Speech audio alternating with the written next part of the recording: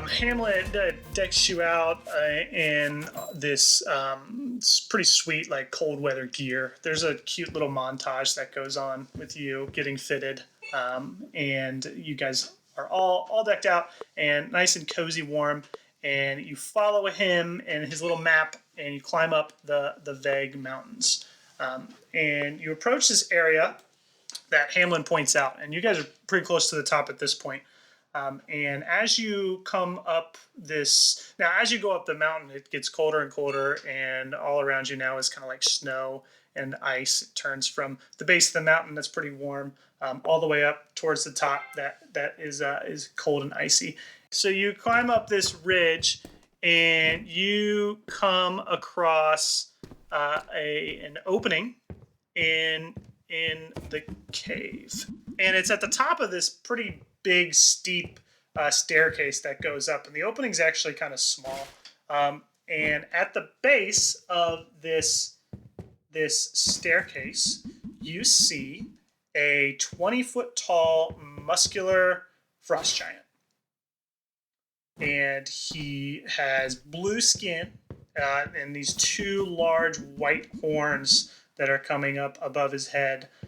He's wearing basic clothes, like rags, no real thick armor, and he's actually, from what you can see, he's unarmed. And he's sitting at the base of this staircase. Hello. You just want to walk up and say sup? Yeah. He's just sitting there. Yeah, Tug does not follow. So Durf goes up to say hi, and Tug grabs his evil cloak and just yanks him back down. Okay, so we're not saying hi. No, What do we're not. we got to get past him, right? Can we sneak around him? Maybe we should send Eugene in to try and distract him and see if he'll chase Eugene away and out of our path. Interesting. And then we could just pass by him. Interesting. Eugene, how do you feel about that? Hey, how do I feel about what? I can't understand that guy. Okay. How would you feel about distracting that giant so we can creep by? You mean that guy? That guy over there? Yeah, Yep, I gotta be that's honest. the one. I gotta be honest. That sounds like a really shitty thing you're asking me to do. Well, so do you want to do it? No, I do not. That is a very large thing I see there. You're little. You can creep around some rocks. You can hide under stuff. You'll get away from him. I mean, fuck, I guess, but you gotta promise me some, like, rat babes, cheese, or something. We'll get you some hookers in the next town. Okay. Well, before he decides to do this, you're gonna have to roll a d20. Some hookers. What's rat babes? 17. Shit! All right. Okay, fine, whatever. You're just within 50 feet of this guy over this ridge, so he's not going to be able to sneak in the cave, but he's going to be able to at least, like, walk up to him. Well, yeah, So- and draw him away while we stealth by. Oh, okay. All right. So, So Eugene says, "God damn it, I don't know about this, but I guess all right. I'll do it. And he crawls down. He's like, "Wait. What exactly do you want me to do?" I would like you. Okay, so we're on a path, right? Right. Oh, And there's, yes, like, that's sort of- me. Right. Loose rocks on either side of us, like on a mountain path. Yeah, sure. Yeah, mostly everything's covered in snow, but yeah, you see some rocks. So yeah, we just want you to get the giant's attention, and then draw him off to the left or right at your pleasure, and then we're gonna creep in the fucking cave, and you shake him and meet us in the cave. Okay. Yeah. Okay. That sounds good. I'll do my best. And he crawls down your shoulder and down your pant leg and starts running towards this giant. He runs through the snow, and he squeaks. He's squeaking at the giant, little squeaky noises, because he can't talk to the giant. Giant doesn't understand rat sound and rat talk.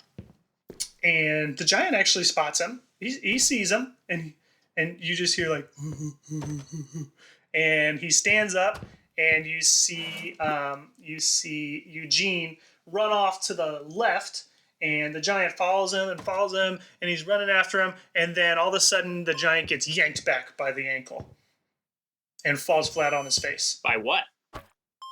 Oh shit, is he chained? Yeah, you see this. Whatever. He's down. Let's run. Yeah. Okay, you want to do that? Sprint into the cave. Okay, so let me explain the scene a little bit. There's like a big staircase directly behind where he was sitting that goes about 50 feet up to the entrance. And he only ran from the spot where he was maybe about 10 or 15 feet. So he's on the ground, right? I'm nimble as shit, though, so I'm going for it. Tug makes a run for the bottom of this stairwell. So this is about 50 feet from you. And let's see, how do we want to resolve this? Let's say that you make a sprint at the base of the. So you're going to try to climb up the stairwell and just go into the opening. All right, just roll a normal Dex D20. Okay.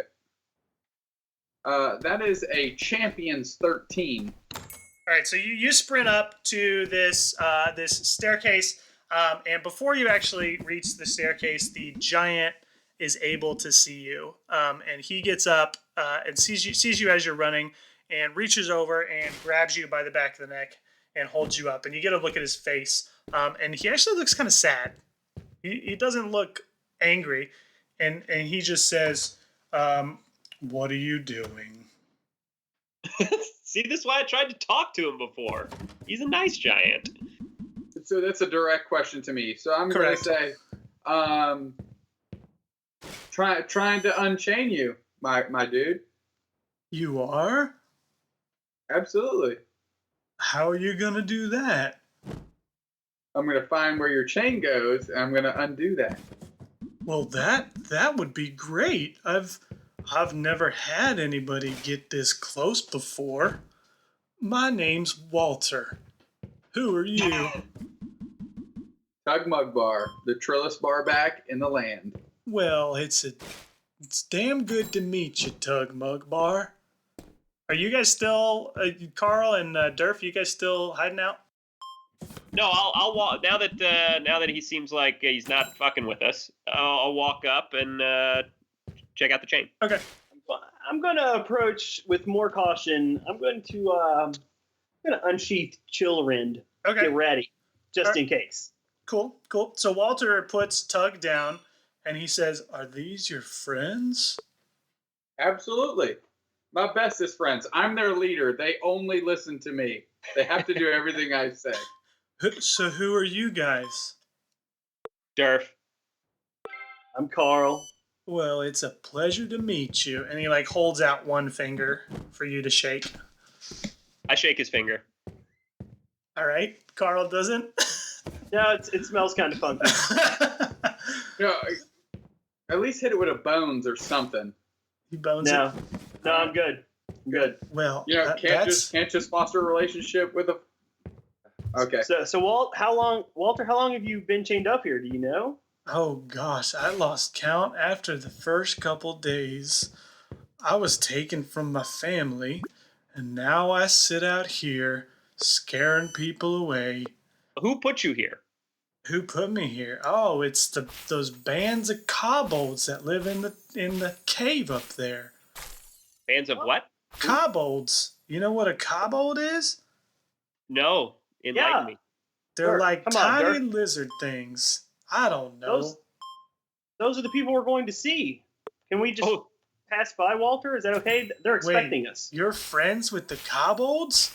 Absolutely. No, we're not. No, we're Absolutely not. Carl not. was mistaken. Nope.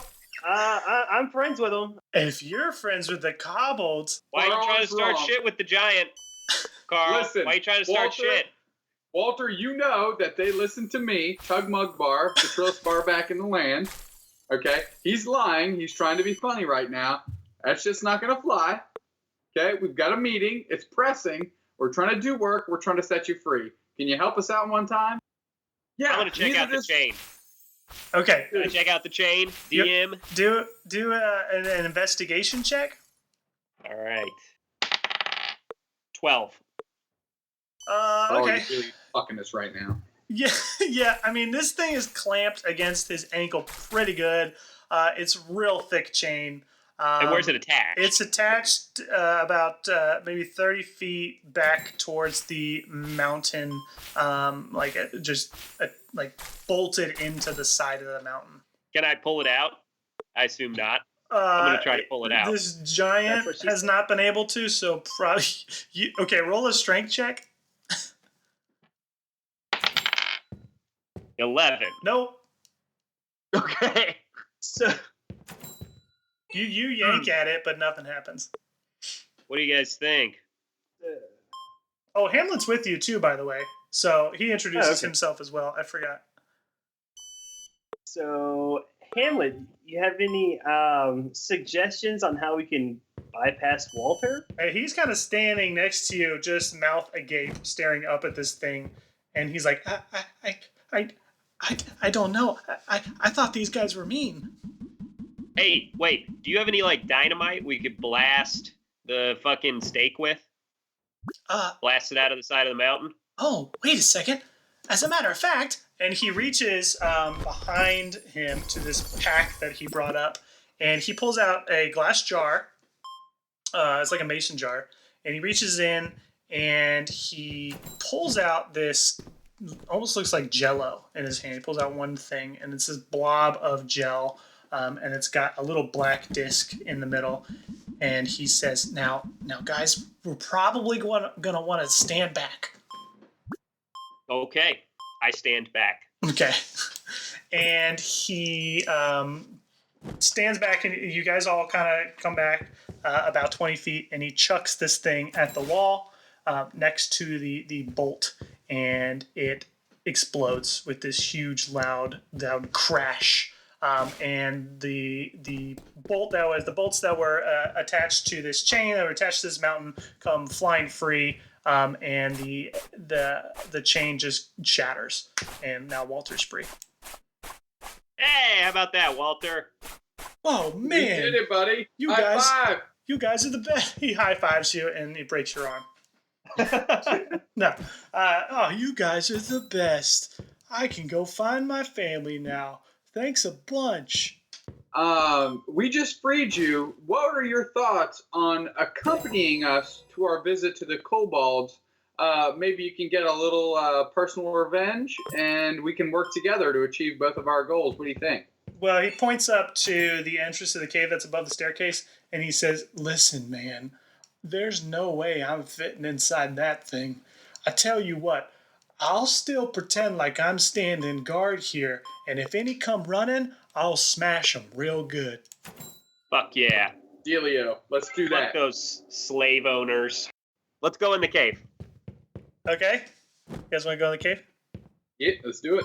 Yeah. Okay, so after freeing Walter, he kind of stands back and sits there, and you guys get about halfway up this staircase to the cave. Tug, I need you to make a dexterity saving throw. How about Tug and Carl? Both make dexterity saving throws. 19. Okay. Mine is a gentleman's 11. Wow. The monk gets an 11? What'd you roll? 6. Wow. Okay. All right. So these small stones come flying at you too, and Carl puts his shield up at the very last moment. It kind of bounces off his shield. But Tug, you're gonna get hit with a solid 5 points of damage as it kind of collides with the side of your head. Ooh, fuck that. And How many points? 5. 5. What's your total HP? Now it's 16 because we leveled Okay. up. Okay. Okay. And I want you all to roll initiative. Natural 20. Nice. And you get advantage. You want to roll at another 20? Yeah. A 1. So I'm going to keep the 20. Are you serious? Yeah. Like, good crit both ways. All right, Tug. 9. Okay, Literally worst monk ever. that's with your dex. And then Carl, 16. 16. Okay, so to both sides of the entrance, probably about 30 feet up from where you guys are, like halfway up this staircase, there are these two cave openings, and inside each there is a kobold. And these things are like 3 foot. I'm sorry, they're like 3 foot tall, like these dark red lizard creatures, and they're both holding slings. And Durf, you get to go first. So are they outside? They're on a platform that kind of partly reaches outside.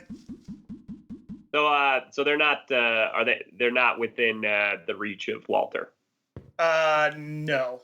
So think as Well- like if you were to walk up the staircase, you go to the main entrance, and then there are like these two lookouts on either side of the mountain above you, that were pointed down towards the staircase. Well, I mean, and I guess I'll use fairy fire. Okay, what does that do? Each object in a 20-foot cube within range is outlined in violet light. Let's go green light. I get to pick. Okay. And any creature in the area where the spell is cast is outlined in light if it fails a dexterity saving throw.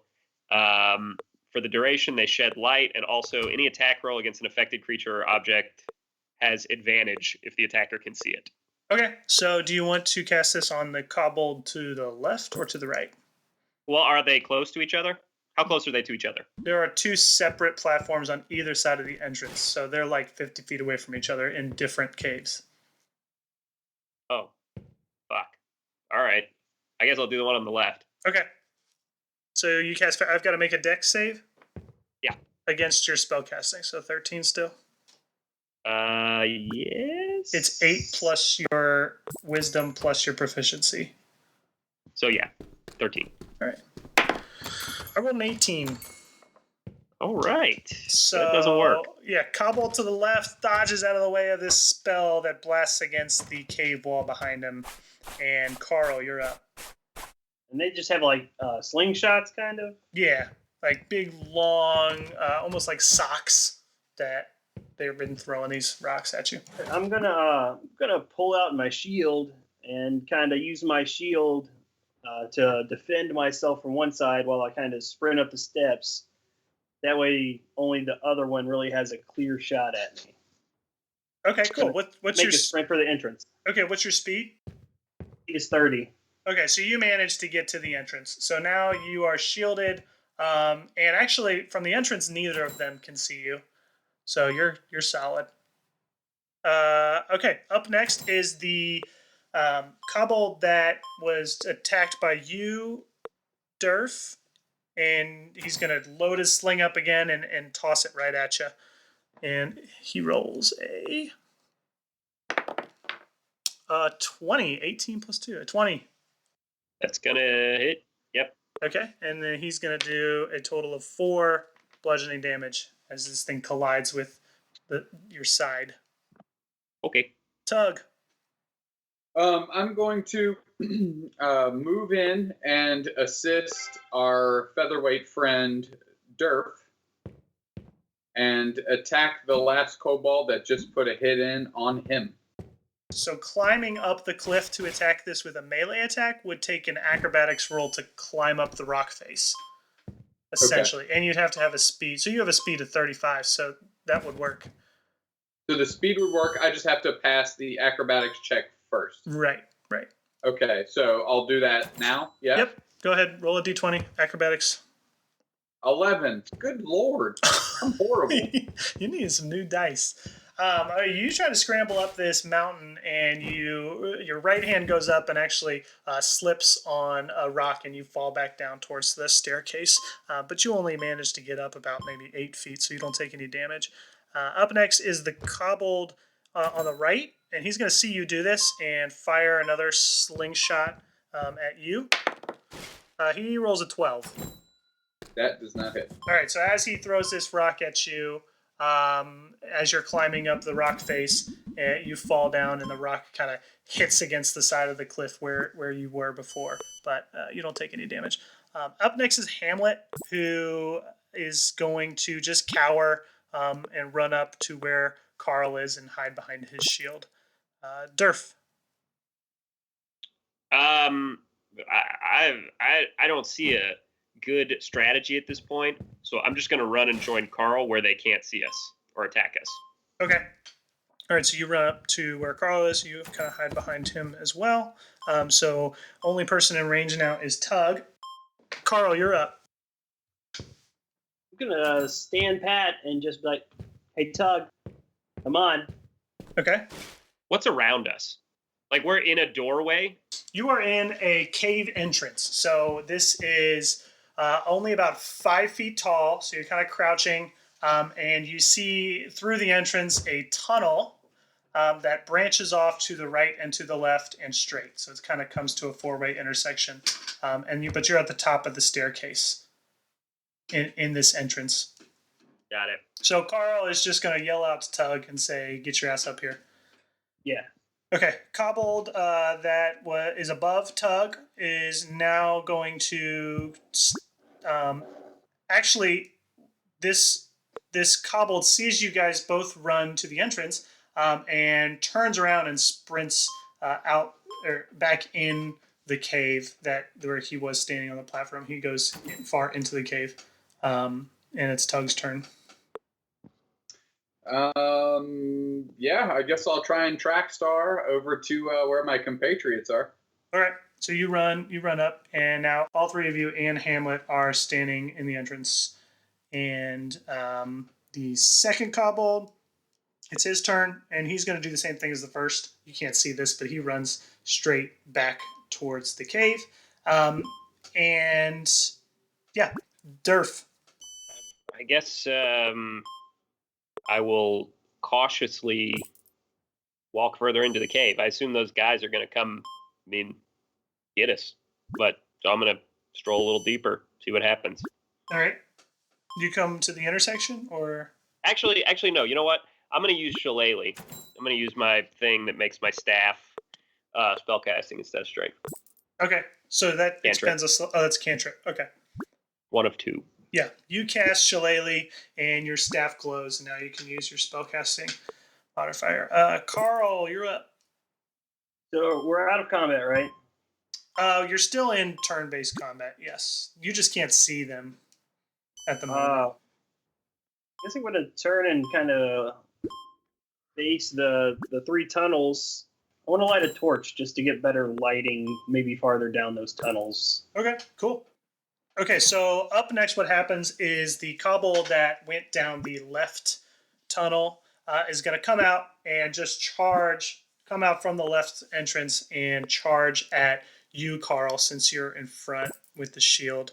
And he's going to attack you with his little, broken dagger. 16?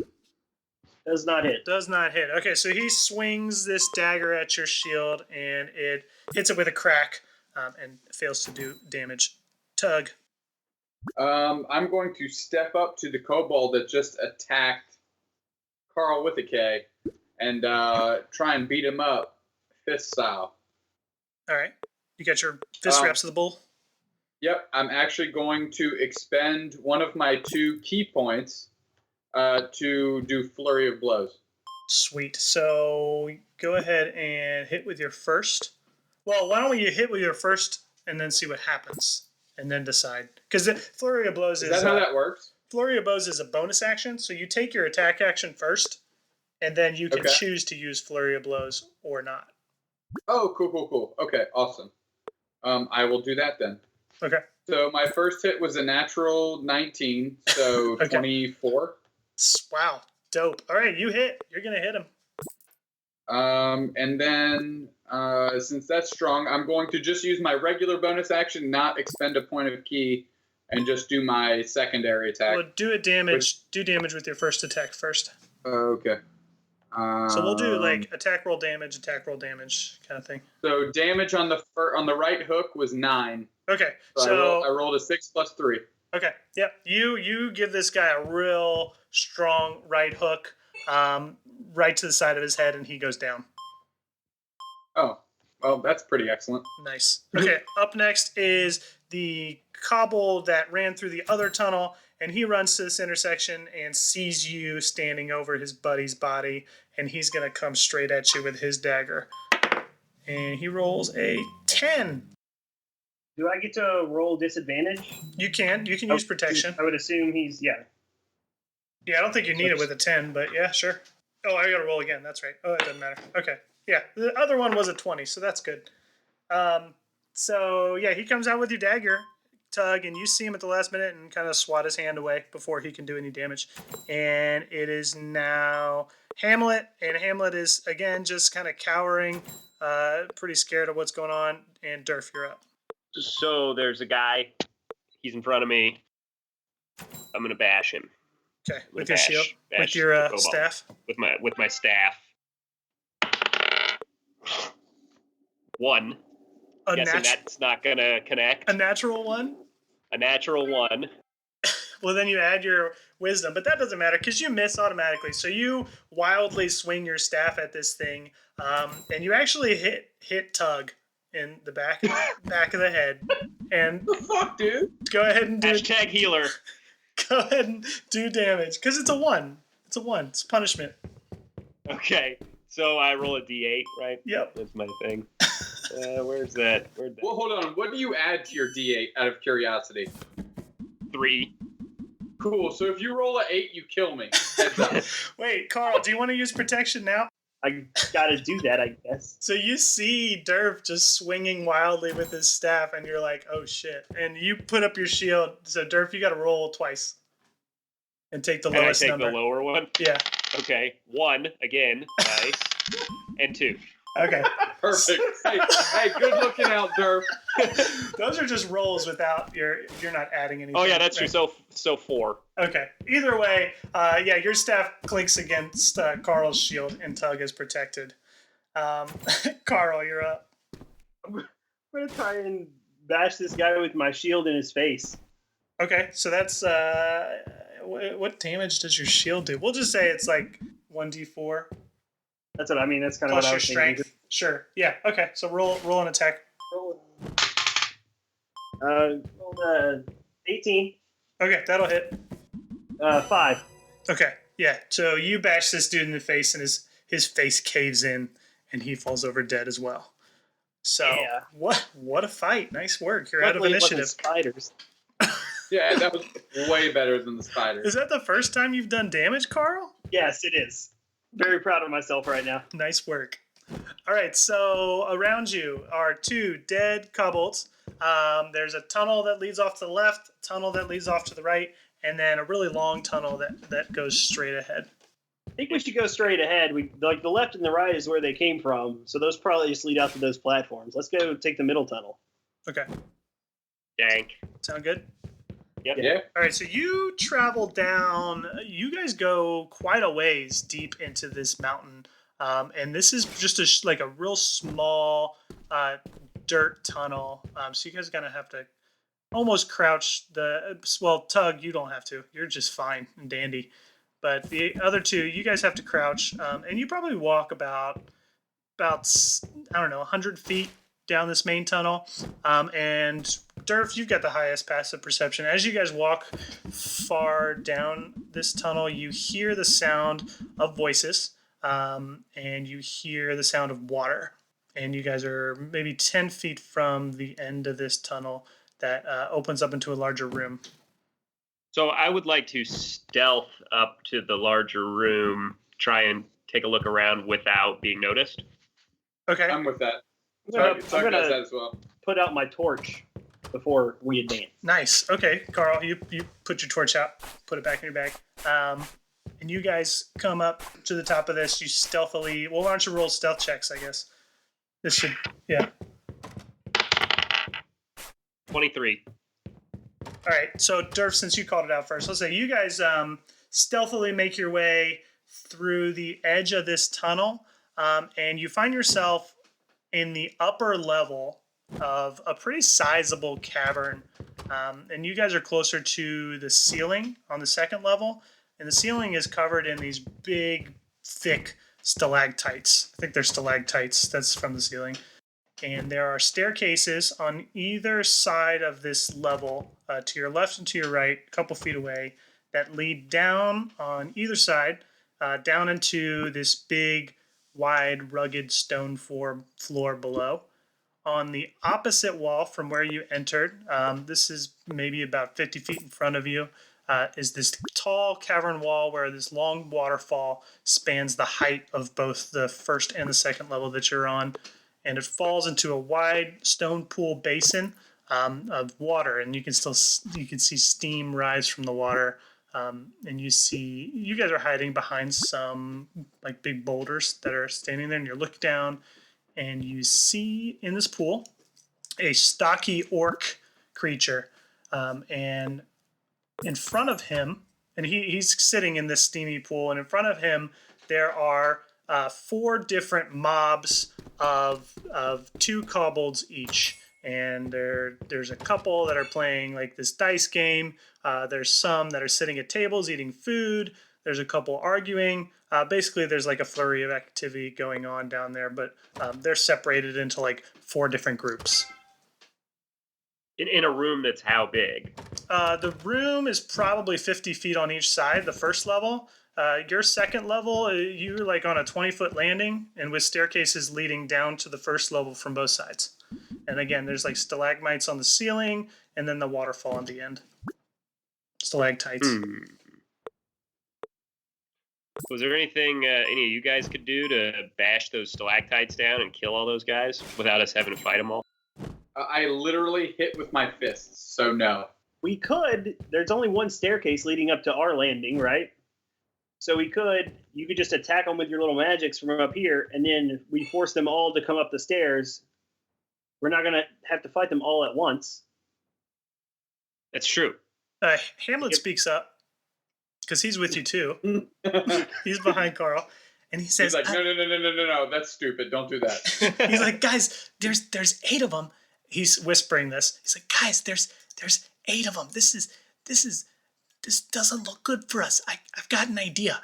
And he pulls out the same jar that he had from before, and he points up to the stalactites, and he says, Durf, I think this might work. And Do it. Like, is that close enough to where somebody could throw it and it hit the ceiling? Yeah, they're within throwing range for sure. So I guess I'm gonna take that from Hamlet and throw it at the ceiling and try and hit the stalagmite. Okay. Tights. So Right. Hamlet pulls out the T for jars. top. That's how you remember. You would be making a ranged attack on the stalagmites. So this is a 50-foot wide room. So the furthest stalactite that is like above the orc is 50 feet away. We could just throw them at the actual orc and kobolds and then not bother with the I stalactite? suppose so, yeah. I think we should we should do that. probably. I'm guessing the orc is legit, so we probably want to take him down first, and then try and get a couple of those little cadres of dudes. I think we should just throw them all at the orc and then hope that it also takes out some of the other dudes. Are they close enough for that to work, Joe? Maybe you could try it. How do they work? Do you want to ask Hamlet? Yeah, Hamlet. Yeah, let's do that. Are they like a fuse? No. You push the black disc in the center, and you've got about 5 seconds before it explodes. So you got to be accurate. So we can't like lay a trap with them. I was thinking we could blow up the orc and then booby trap the stairs. For when Carl they takes run one, it. pushes the black button, and heaves it at the orc. Let's roll. Okay. I like it. So make an attack roll with your dexterity because it's a ranged attack. 12. Okay. That is not going to do it. So you toss this thing at the orc, and you overshoot it a little bit, and it kind of lands. It sticks to the cavern above him, and it explodes. And there's some debris. There's definitely some rock debris, but he sees this happening after this loud noise, and he's going to make a dexterity saving throw to try to dodge the stones that are kind of falling from above. He rolled a 15, which just does it. So he actually ends up dodging out of the way of these boulders that come splash down into the pool that he was sitting in, and now everyone in the room is alert to you guys, and they look straight up, and the orc looks up and he says, "Urgh," and he points at you, and everyone, all the kobolds around, run and grab some weapons. And why don't we roll initiative? Yeah. Here we go. 16. 20. Nice. Oh, Durf, roll twice. 9. Okay, 16. Tug. 7. 7. Oh, did you say that already? No, I just said it now because I'm depressed because I'm literally the worst monk of all time. Carl, you are up first. So there are a horde of kobolds. They're kind of like in pairs, backing up each other.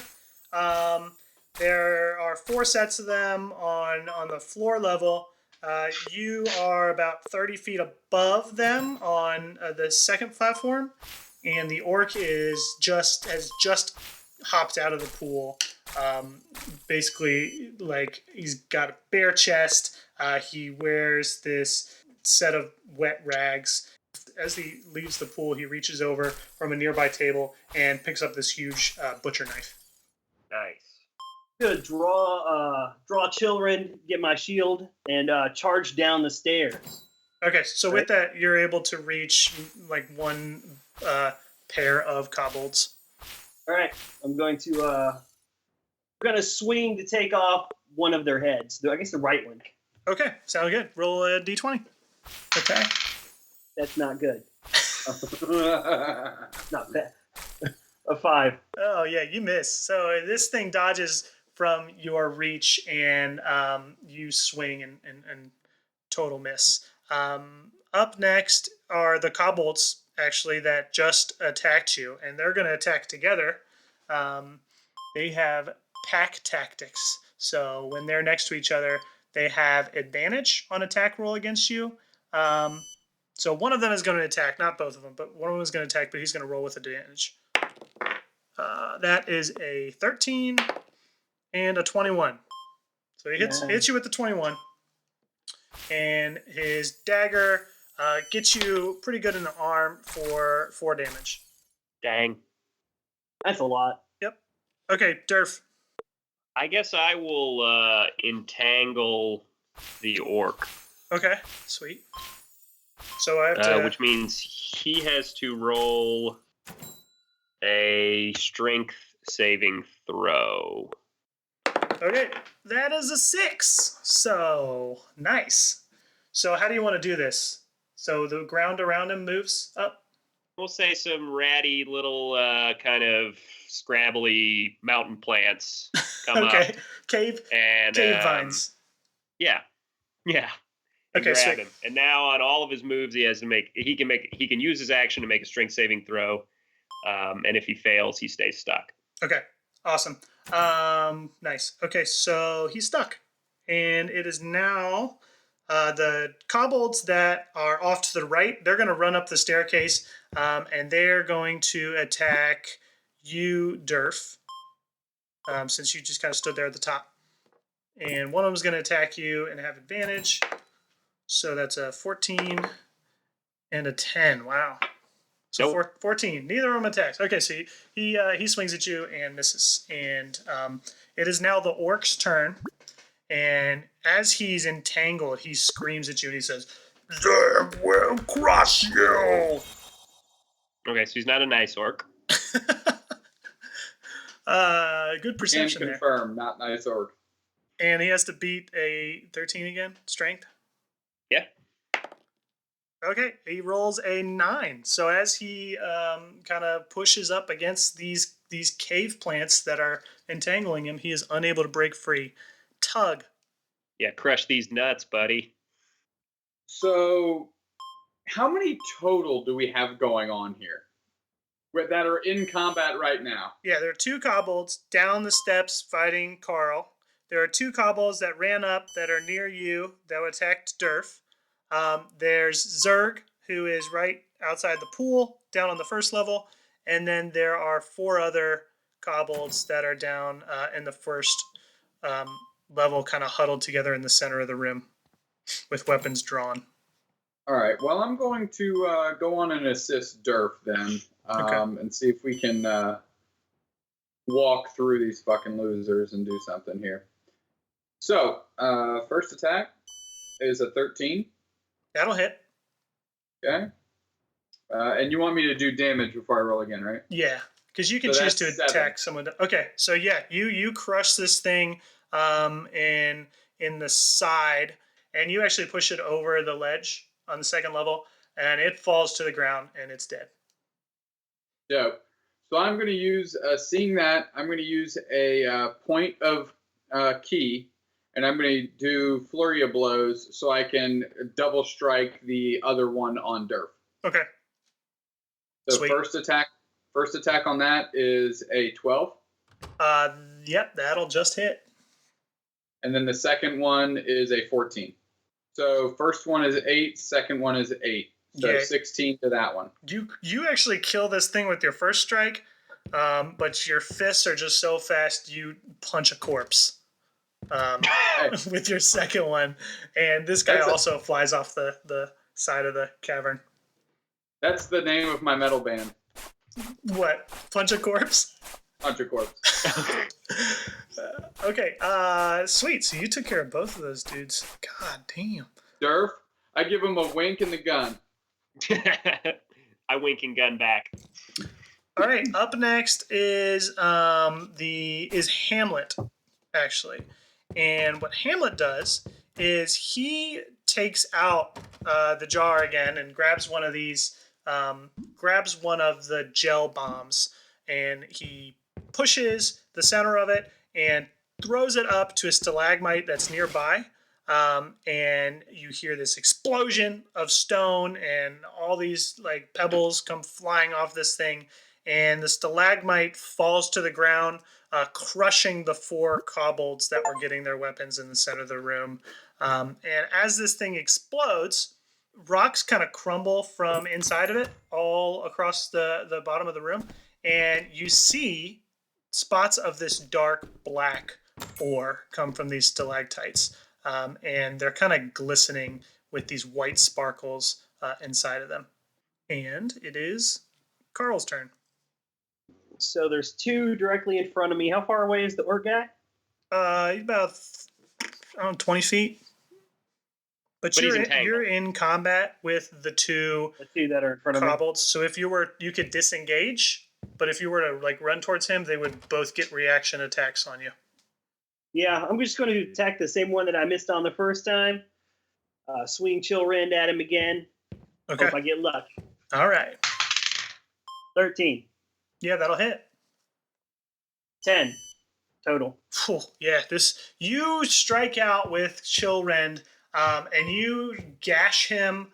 You actually, where do you want to hit him? You can kill him any way you want. I'll let you. The neck.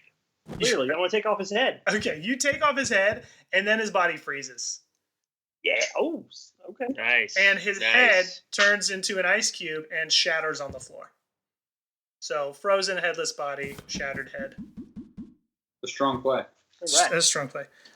And up next is his buddy, who's just like, oh, fuck. But he's going to attack you anyway. But he doesn't get an advantage anymore because his buddy's dead. And he only rolls an 8. These guys suck. So he strikes out at you with his dagger, and you raise your shield up. And he's unable to do anything. Durf. So the radius of the room at the bottom is you said it's like 50 by 50 room? Yeah. So if I use my spirit bond, which is an aura with a 30-foot radius, it would cover the entire room. I think math wise that works. Yep. And actually, I'm actually going to cast the wolf spirit bond, And the way that works, so its main effect is not going to be very useful. We gain advantage on ability checks to detect creatures, which is stupid. But if I cast a healing spell, every ally within the aura also regains hit points equal to my druid level. Okay. So you want to do that? You don't have to roll anything, right? You just do it.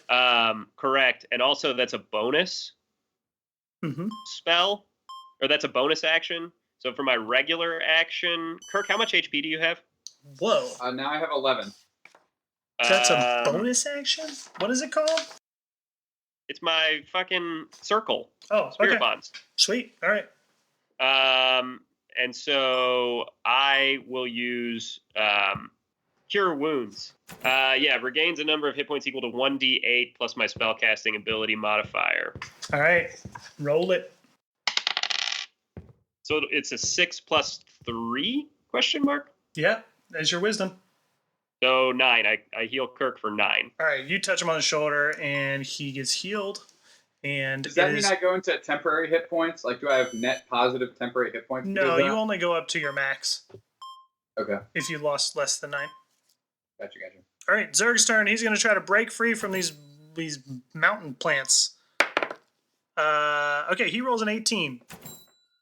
That'll do it. But that's his action, correct? Yep. All right, so in his rage, he slashes at these plants with his butcher's knife. And he's like, "Roar!" And he's free. Nice. Oh, hey, by the way, I didn't say this, but in case anybody didn't do it, everybody else gains +2 health as well within the aura. So I will regain, as well as Carl will also regain 2 health points. Okay. Hit points. Sweet. All right, Tug.